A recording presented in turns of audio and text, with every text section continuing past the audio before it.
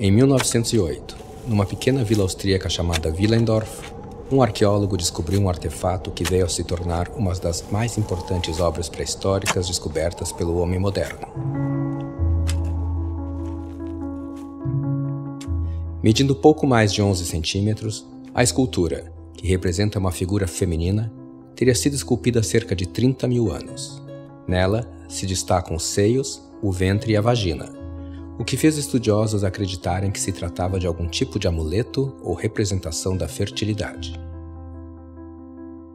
Assim como a nossa sociedade se tornou mais complexa, a nossa visão sobre o que é o corpo e sobre suas possibilidades também se tornou mais rica. Ou pelo menos estamos levantando cada vez mais questões sobre ele. Uma delas fala ao mesmo tempo sobre o imaginário, sobre a estrutura política e social, sobre colonização, sobre gênero e raça, sobre economia, sobre mídia e cultura e, é claro, sobre poder. Na vanguarda desses debates sobre sexualidade estão as mulheres, pessoas trans e não binárias, pessoas pretas e pessoas cuja existência foge do que é chamado de normatividade. No provocativo livro Direito ao Sexo, Amia Srinivasan compila uma série de ensaios em que questiona a relação entre desejo e a nossa estrutura social, repleta de opressões, e o que significa consentimento, autonomia e prazer.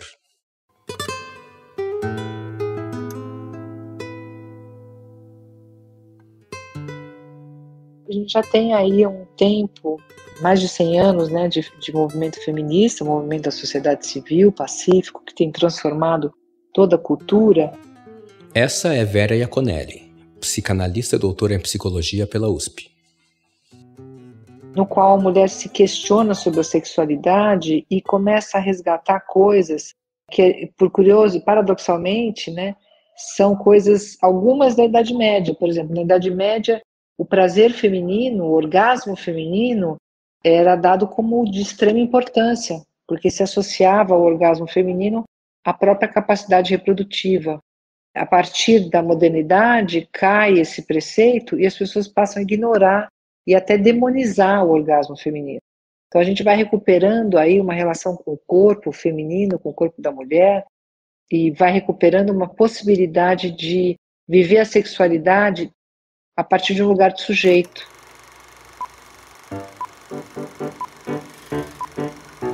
Uma bizarra engenhoca teve sua vinda anunciada em jornais ingleses. A máquina de exercícios caseiros de cavalo era apresentada como um aparelho de exercícios físicos, mas na verdade funcionava como um estimulante sexual. Com direito ao controle de velocidade e prometendo um agradável remeleixo dos ossos, o anúncio ainda destacava, entre outras supostas vantagens, a cura para a obesidade e para a histeria. Histeria é um conceito que nasce na Grécia Antiga e vai se transformando ao longo dos séculos, mas ela sempre relacionou a questão sexual feminina com um tipo de doença específica da mulher. A histeria representa só uma das muitas formas de opressão que as mulheres sofreram na história. O movimento de mulheres, ele é, em geral, para fins didáticos, dividido em ondas. Essa é a voz da ativista Manuela Miklos. Curadora do blog Agora Que São Elas, Manuela já participou do Quarta Capa no nosso episódio de número 3. Aqui ela detalha algumas características dessa primeira onda feminista. A gente tem uma primeira onda de feminismo, um primeiro pico no século XIX, com as mulheres que queriam votar, que queriam poder ter renda e que queriam poder ter propriedades em seu nome, né? Coisas muito básicas que lhes eram negadas lá atrás. A gênese é essa: mulheres querendo participar de círculos aos quais elas não pertenciam. Já nos anos 1960, surge uma nova onda. Ali permeada pela contracultura, por um lado, pelo marxismo. É a hora em que a ideia do pessoal é político surge. O pessoal é político é uma ideia que surgiu nos anos 60 nos Estados Unidos e surgiu estampando cartaz, né, em protesto. Surgiu sendo cantado na rua. Então, e aí começou a aparecer em manifestos, começou a aparecer em artigos, essa ideia que surgiu com essa dimensão orgânica foi sendo depurada e aí chegou até hoje, tantas décadas depois, como uma ideia forte do feminismo contemporâneo, repetida em todo o mundo. A gente quer dizer com isso que o que se passa dentro das nossas cabeças, o que se passa com os nossos corpos, o que se passa nas nossas casas é política. Isso é do coletivo, precisamos falar sobre isso de maneira coletiva. A ideia de que as relações de poder entre homem e mulher sejam fora do alcance da sociedade, do Estado, não nos diga respeito. Esse insulamento, ele deixa as mulheres ainda mais reféns da desigualdade de gênero. Por isso que o slogan "O pessoal é político" é tão forte hoje, em que o movimento feminista vive uma nova fase. Aí, com internet, com um movimento feminista que é global, a ideia de que não existe um movimento feminista, porque não existe uma mulher, existem mulheres e por isso existem feminismos que vão ser traduzidos à sua maneira, ao seu modo, dependendo dos contextos, das conjunturas. E isso implica também a gente pensar as mulheres para além dos úteros e das vaginas e dos clitóris, pensar o lugar da mulher como um sujeito na sociedade a ser aceito sob qualquer circunstância. Então, eu acho que tanto as mulheres trans, ou não binários, e sujeitos que estão aí vivendo a sexualidade a partir do seu desejo, são sujeitos que estão trazendo o novo nesse momento para nós. Amia Srinivasan nasceu em 1984, em Bahrein, um país do Golfo Pérsico. Morou em cidades como Taiwan, Singapura e Nova York, e se tornou doutora em filosofia pela Universidade de Oxford. Sua perspectiva como uma feminista jovem, ligada às questões digitais e que experimentou diversas culturas, ao mesmo tempo que tem na bagagem todo o conhecimento adquirido por décadas de lutas, enriquecer o texto de direito ao sexo com debates provocativos e que não são de forma alguma tratados de maneira simples. E se falamos de sexo e desejo, também falamos normas e padrões de beleza. Mas será que é possível viver para além deles? Não acredito absolutamente que a gente possa ficar sem padrões normativos de beleza em nenhuma época. O que eu acho que a gente pode ir fazendo é ir trabalhando de forma que eles sejam cada vez menos preconceituosos, cada vez menos restritivos, cada vez mais abertos e cada vez mais questionáveis. Alguns padrões a gente sempre vai ter, porque isso faz parte da nossa formação. O que a gente chama de belo, coletivamente, é uma construção, mas também a gente tem uma experiência estética desde a mais tenra infância que nos marca. Então você vai ter uma pessoa que tem um gosto pessoal ali que está marcado na história dela.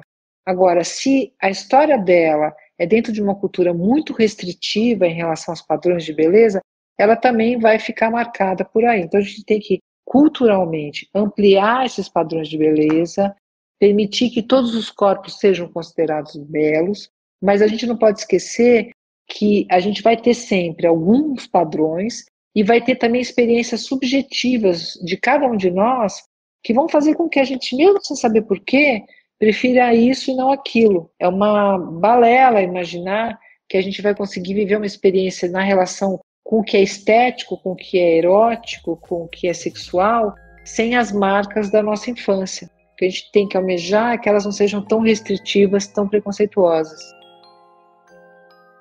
Acho que se libertar, né, se desligar da norma é muito difícil.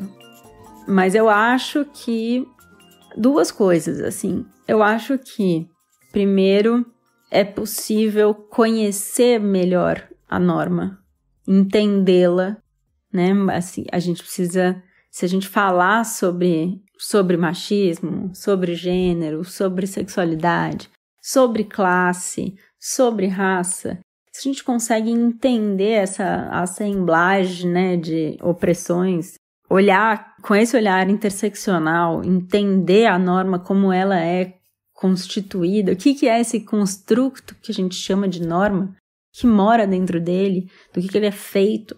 Acho que isso já adianta muitíssimo e isso é sim possível. A gente pode falar mais sobre a norma e a gente pode, ao conhecê-la melhor, a gente pode administrar, eu acho, essas categorias, essas marcas da diferença, os privilégios. Acho que a gente consegue, eu não sei se a gente consegue se libertar disso, se desligar, né? Mas eu acho que a gente consegue administrar melhor o impacto que a norma nos gera, né? É muito difícil se livrar totalmente dos padrões. Sobre isso, há um elemento nessa discussão que não pode ficar de fora: a internet.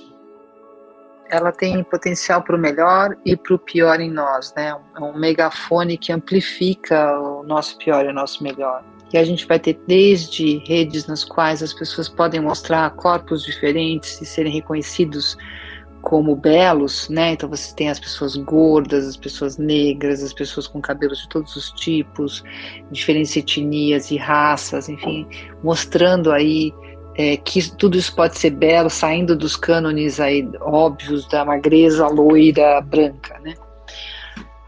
Isso a gente tem de um lado. Do outro lado, a gente tem essa violência evidente contra esses mesmos corpos e a reprodução desses cânones. E as crianças, os adolescentes, eles estão justamente no momento de formação dessa imagem de si, né, de formação e de transformação dessa imagem de si, muito calcada no feedback exterior e sem conseguir se defender, sem conseguir se distanciar desses ícones, né? Então, os filtros vão dando ainda mais um glamour naquilo que deveria ser simplesmente aparência humana, que se torna inumana, se torna irreal, quase um desenho, e por vezes até são filtros que transformam mesmo as pessoas em cartoons. Isso tem até um nome: dismorfia virtual, com variações como dismorfia de Snapchat e dismorfia de Instagram. Esse termo descreve o fenômeno de pessoas que passam a ter uma visão distorcida de si mesmas, influenciadas pela aparência nas redes sociais. Em 2018, a BBC soltou uma matéria contando que adolescentes passaram a fazer cirurgias plásticas para ficarem mais parecidos com os filtros que utilizavam no Snapchat.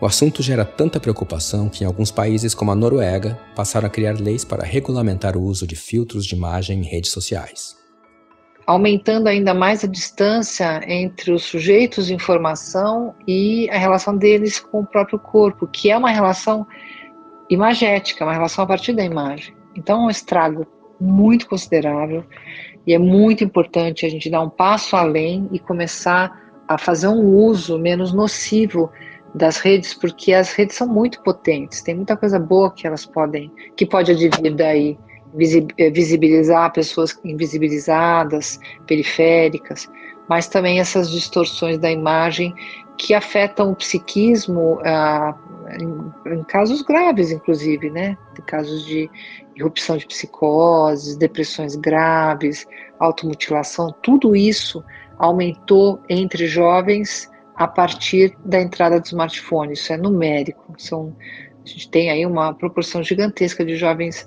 que estão se formando dentro dessa lógica e afetados na sua saúde mental.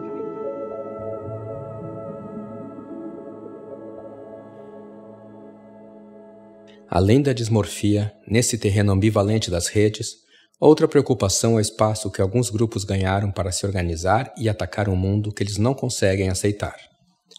Em Direito ao Sexo, Ame Srinivasan analisa em especial os incels. Em português seria algo como os celibatários involuntários, homens, geralmente jovens e brancos, que alimentam ódio contra mulheres e especialmente as feministas, supostamente por elas negarem a eles sexo. Amy deixa claro que o debate que ela propõe no livro é totalmente diferente da questão desses jovens. Enquanto ela amplifica uma discussão sobre sistemas que moldam o desejo, os incels direcionam seu ressentimento através da violência, em alguns casos resultando em ataques de todo tipo e até mesmo mortes. Os incels podem ser um grupo muito específico de homens, mas algumas de suas crenças nasceram bem antes das redes sociais. Feministas demonstram em diversos trabalhos como o homem ao longo da história criou um sistema de dominação econômica, política e sexual.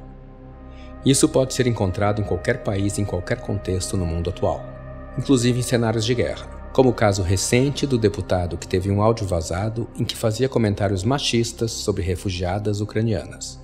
Vera comenta sobre como esses casos também revelam como funcionam os marcadores que mostram que corpos valem mais ou menos na nossa sociedade. O episódio do parlamentar que foi até a Ucrânia e trouxe o Tour de Blonde, né, que é essa famosa cena na qual o sujeito viaja para ter acesso a mulheres que ele considera inacessíveis porque, por questões raciais, questões sociais, mas que também a gente vê de mulheres que viajam por turismo sexual com homens negros em países pobres. A gente tem homens ricos que se relacionam com meninas mais jovens, que eles tiram da pobreza. Então a gente tem muitas cenas nas quais o livro da Mia prova claramente, né, são cenas que provam o livro da Mia do nosso dia a dia, não precisa ser uma aberração como esse caso, no qual a gente vai vendo que essas relações do laço social, sexual, elas são mediadas pela interseccionalidade, ou seja, são mediadas pelas formas de opressão entre os sujeitos. Então, toda essa bolsa de valores, de quem vale mais, de quem vale menos, em função do gênero, da orientação sexual, da cisgenaridade, da transexualidade, da classe social, se a pessoa tem deficiência, do capacitismo, ou se a pessoa é gorda, a gordofobia, a gente tem vários marcadores que vão fazendo com que os corpos tenham mais ou menos valor nessa bolsa de valores da sexualidade, né? Então, acho que esse é um exemplo execrável de uma lógica que permeia todas essas relações. Existe um backlash, existe um efeito rebote, assim, né?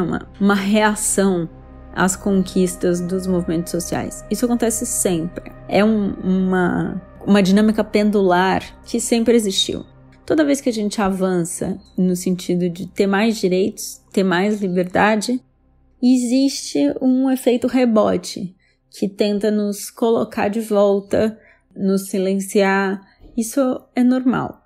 E a gente vê que esse backlash, ele tem emissários, ele tem agentes que se propõem a isso. Se candidatam, nesse caso, literalmente, mas às vezes metaforicamente, se candidatam para serem as lideranças desse backlash, para levar esse backlash às vias de fato. E acho que esse é um caso típico disso. Estamos vendo do que se trata essa liderança, do que os emissários do backlash, quando se comunicam entre si, o que é que eles estão dizendo. Quando olham para nós, o que é que eles estão pensando. Permite que a gente olhe um caso muito infeliz, mas que nos permite olhar para essas perguntas e é uma boa oportunidade nesse sentido, né? Eu acho que a gente precisa aproveitar essa oportunidade para entender o que é que esses caras pensam quando olham para a gente. E o que podemos dizer sobre o Brasil especificamente? Como um país que ganhou a fama de ser sexualmente mais aberto, também parece ser tão conservador e reprimido? O que há por trás dessa dinâmica? O Brasil é extremamente conservador em relação ao sexo e uma das provas disso é a forma como a gente explora o sexual em outras cenas, né, que revela justamente o que eu falava antes, que é esse recalque, esse recalcado. Então, justamente porque somos muito pudicos, a gente tem essa gana de explorar o sexual, de sexualizar tudo, né? É mais da ordem das coisas mal resolvidas do que do fato de uma sexualidade assumida e adulta, vamos dizer assim. Então, essa excessiva sexualização onde não deveria existir revela o nosso recalcado. Faz parte da formação do Brasil esse jogo no qual a gente tem um país de sujeitos escravizados. O que é o sujeito escravizado? Senão aquele para quem o corpo foi roubado de si, né? E no qual e esse corpo vai ser explorado. O que é a escravidão, se não obter ilegalmente os favores do corpo do outro para o trabalho e para o sexo. Então, o Brasil é um país que nega essa sua história de exploração sexual que está na sua origem, porque se nós somos um povo miscigenado, é a partir de estupro, violência sexual, e depois que vai passando para a força do dinheiro, né, que vai mantendo essas relações de poder nas relações mesmo lícitas, maritais, enfim. Então o Brasil é fruto de um grande estupro, vamos dizer assim, né? E isso reaparece nas relações sociais hoje, nessa violência de gênero, e reaparece nessa hipersexualização muito mal recalcada das nossas taras que foram vividas, foi dada liberdade total, né, nesse começo, para uma experiência perversa de relação com o sexo que nos funda, né? Nem todo povo foi fundado em cima disso. Então isso retorna nessa cena hipersexualizada do brasileiro, e essa hipersexualização tem como resposta o seu oposto, que é o puritanismo. Então a gente tem ali uma coisa tentando compensar e esconder a outra. Se a gente lidasse com o sexual de uma forma mais adulta, não precisaria nem de um nem de outro. A gente vai produzindo histórias e imagens diferentes que nos levam para uma tensão entre conservadorismo e, não sei, talvez progressismo, né? A gente vai vendo e a gente vai contando histórias, vendo imagens que nos colocam nessa tensão, e as imagens em si, com as quais a gente é confrontada, podem ser inéditas. A gente pode olhar e nunca ter visto um determinado conteúdo, uma determinada cara do patriarcado, mas a imagem ser inédita não significa que esse dilema, né, conservador/progressista, seja inédito, ou seja, uma exceção brasileira. Eu acho que as imagens podem ser inéditas, esse dilema não é, e eu acho que ele não vai se esgotar. Eu acho que o exercício é entendê-lo, porque esgotar, não sei se vamos. E o outro exercício é não deixar que a gente incorra em muitíssimo mais puritanismo, em muitíssimo mais conservadorismo, e que a gente perca direitos. Diante de questões tão complexas e que se adaptam à realidade de cada país, Direito ao Sexo traz também uma discussão polêmica sobre o consentimento. O questionando, segundo a autora, como sendo a única restrição ao sexo eticamente aceitável. Yamia ainda complementa que isso corre o risco de acobertar não apenas a misoginia, mas também o racismo, o capacitismo, a transfobia e todos os outros sistemas opressores que chegam à cama através do mecanismo aparentemente inofensível da preferência pessoal. Eu confesso que esse pedaço do livro me deixou confusa. Porque, assim, por um lado, eu compreendo a provocação e a utilidade dela. Quando a gente coloca o consentimento como prioridade para o movimento de mulheres, quando a gente dá centralidade para essa pauta, a gente corre um risco de tomar a parte pelo todo. A gente corre o risco de olhar para um único frame de processos que são históricos, relações que são muito sérias, difíceis de compreender, essa tensão, né, privado e político, essa ideia do corpo feminino, da hipersexualização do corpo feminino e de determinados corpos mais, né? Então acho que tem ganhos em olhar por aí. O que eu entendo o risco da gente, ao dar centralidade por esse momento e buscar essa ideia do consentimento, eu entendo o que pode nos escapar quando a gente faz isso. E aí, nesse sentido, a provocação do livro, ela é pertinente, né? O que a gente não está enxergando, o que a gente está tirando de quadro quando a gente olha para especificamente essa dinâmica dentre tantas, todas muito sérias, todas muito complexas. Fatos sociais, processos históricos, questões que são da ordem da política. Então, acho que eu entendo. Por outro lado, eu entendo também os ganhos de se dar centralidade ao consenso, de colocar isso em pauta, na ordem do dia. E eu tenho uma certa resistência em taxar, no momento, de dizer, de apontar exageros do movimento feminista, de movimentos sociais em geral, no momento em que as coisas estão acontecendo, sabe? Eu acho que a gente consegue, a gente falou das ondas dos feminismos, né? Se a gente consegue olhar para as 3 ondas que nos precederam, né? A mim, pelo menos, eu acho que a gente consegue olhar e apontar insuficiências, contextos específicos, dificuldades. Acho que eu tenho uma certa resistência do quanto é possível fazer isso enquanto a gente vive a dimensão da militância, enquanto a gente vive falar do presente enquanto a gente o vive, sabe? Então, primeiro isso, acho que assim, julgar o movimento que está neste momento tentando produzir sínteses e produzir sínteses que deixem mulheres seguras, que assegurem direitos das mulheres, meninas e mulheres. Essa tarefa da produção de síntese, de decantar as muitas pautas dos muitos movimentos que se unem em torno do movimento feminista e do próprio movimento feminista, esse processo, ele é muito difícil de julgar, sabe? Enquanto a gente está vivendo. Eu acho esse um assunto super importante.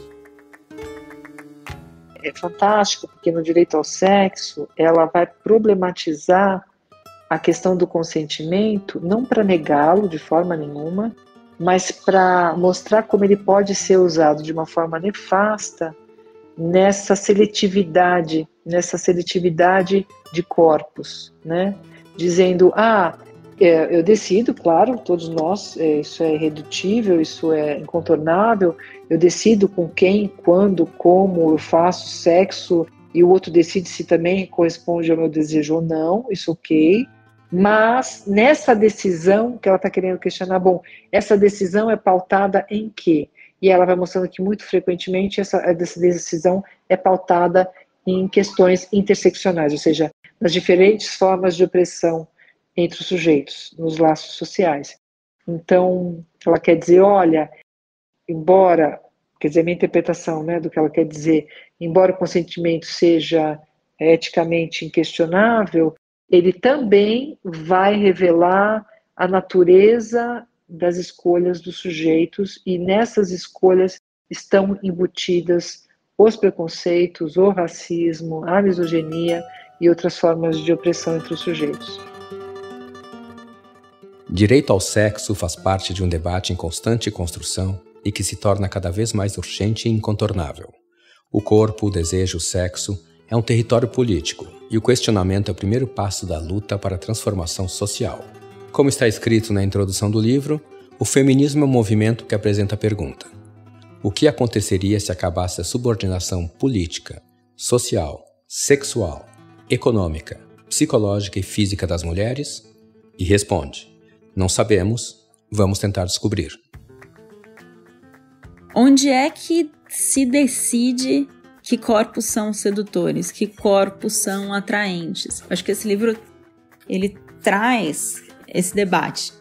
O que é que faz de uma mulher atraente, uma mulher bonita? São todas categorias que são construções.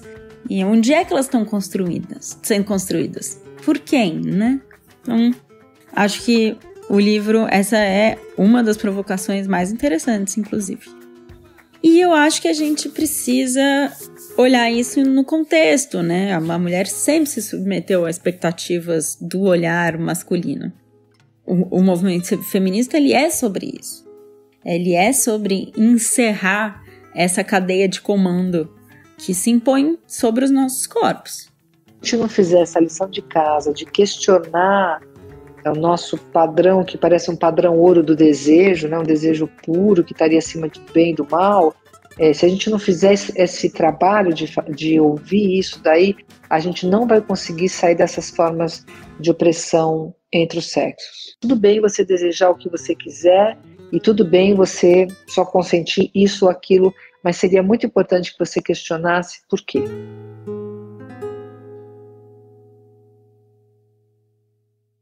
Gia Tolentino, autora de Falso Espelho, também publicado pela Todavia, diz o seguinte na quarta capa de O Direito ao Sexo. Amia Srinivasan é uma escritora incomparável e extraordinária.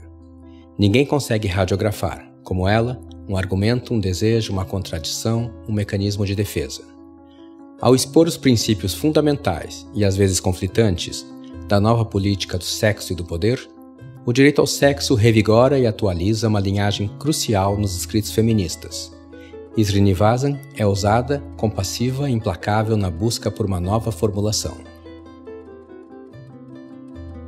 Siga o Quarta Capa nas redes sociais para não perder nenhum novo episódio. Toda última quarta-feira do mês eu, Leandro Sarmatz, estou de volta apresentando o nosso episódio narrativo. O Quarta Capa é produzido por Natália Calai e Ricardo Terto, que também faz o roteiro e a mixagem final do programa. Alice Santos faz a montagem e a arte é de Flora Próspero. Mês que vem estamos de volta. Um abraço e até lá!